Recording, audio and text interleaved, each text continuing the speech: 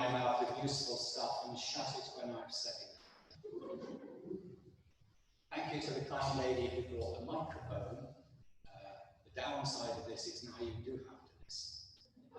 For those who are at home or watching on Zoom, the Gospel reading was from Matthew chapter 16, verses 13 to 20, Paul's confession of faith. So clearly, the centre of today's Gospel is Jesus' question to those who say they follow him.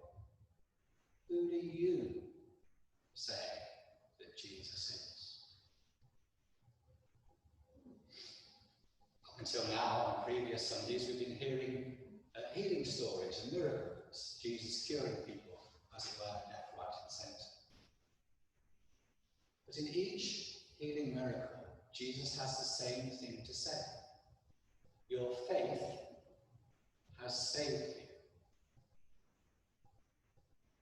Now, I know we have very clever and learned folk amongst us today. But the best definition I've ever come across for faith is simple. Faith is openness to God's love. Which is a bit, whatever the fancy word is when you repeat things. Because God is love. All love. Absolute love. And nothing but perfect love. And it saddens me.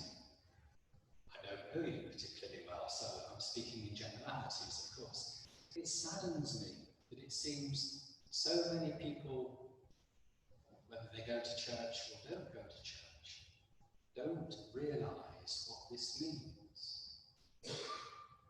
It means God is not peering down with binoculars and making a list of everything you do that is quotes unquote naughty.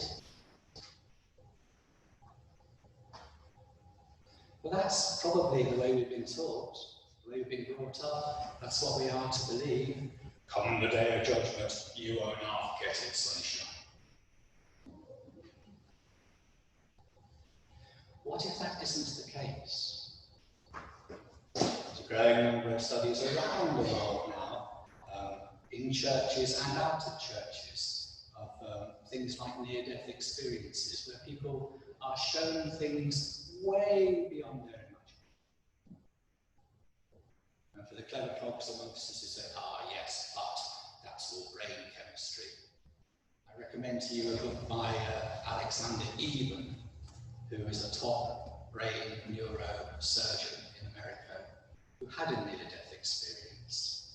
At the back of his book, he gives 10 or 12 scientific reasons why these things cannot happen, and scientifically demolishes them all. Not that I was going to tell you about him, but I thought you might be interested.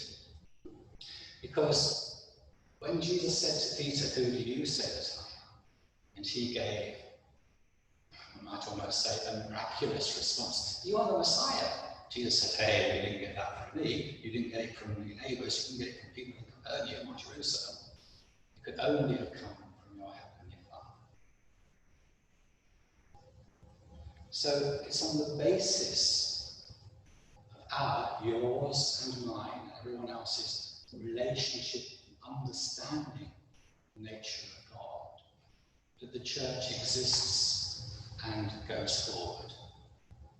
I say touch wood, hopefully goes forward, but sometimes it's looking at it's going backwards. In other words, the concern in today's gospel is not about theology, not about what we understand the nature of God to be. It's something infinitely more important than that.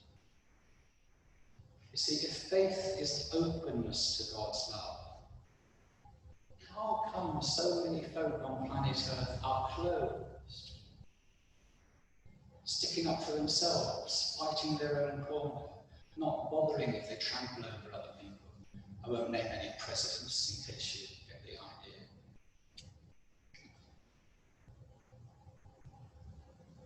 Jesus is inviting us into something far more than the ability to write theological PhDs. He is continually and will till beyond the end of time inviting you and me, not only in the morning when we wake up or last night when we go to sleep, but second by second, to depend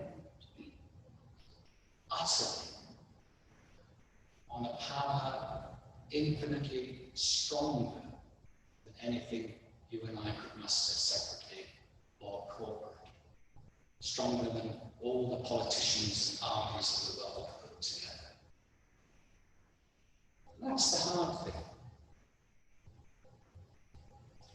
How do we put it simply? I'll quote some words I know I've shared with you in past years. I think they're so beautiful. It's a saying from St. John of the Cross. I saw the river which all must cross to enter the kingdom of heaven. And the name of the river was suffering.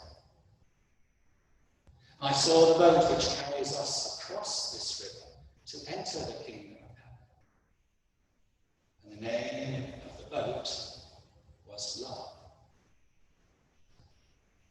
Still is.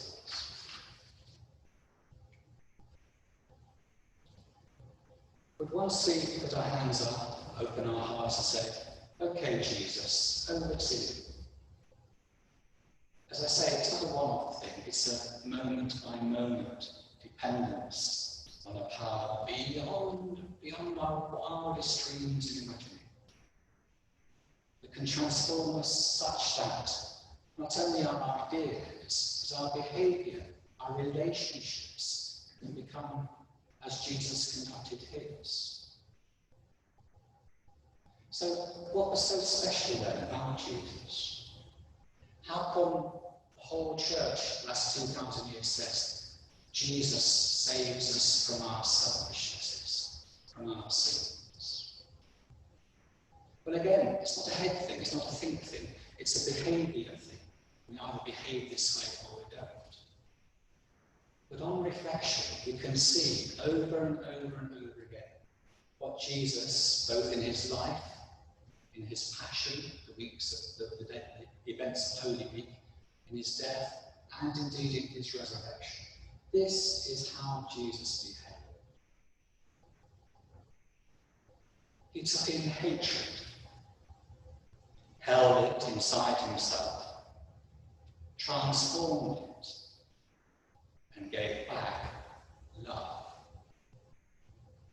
He took in bitterness, held it, transformed it, and gave back graciousness. He took in curses, held them, transformed them, and gave back blessing.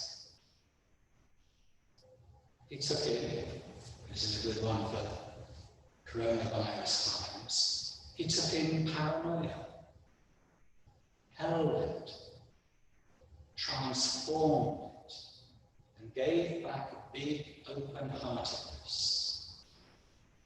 Jesus, on the cross, took in murder, held it, transformed it, and gave back forgiveness.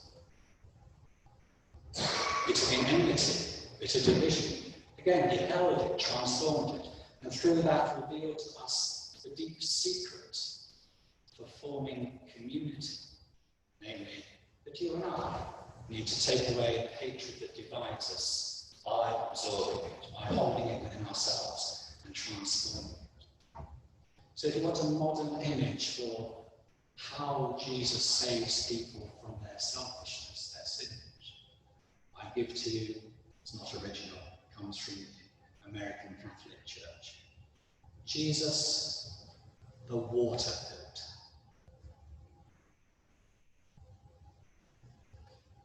Blood clot rubbish in, pure water out.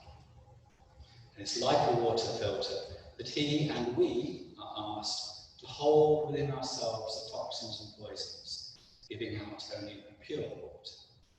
We must hold within ourselves the toxins that poison the community, our relationships with one another, giving back graciousness and openness. This is the key to overcome division. Between us and Repton, a remarkable place, we have been given many gifts. That for those early Christians, God will draw out of us by grace the faith, the openness we need, both to persevere and to be fruitful.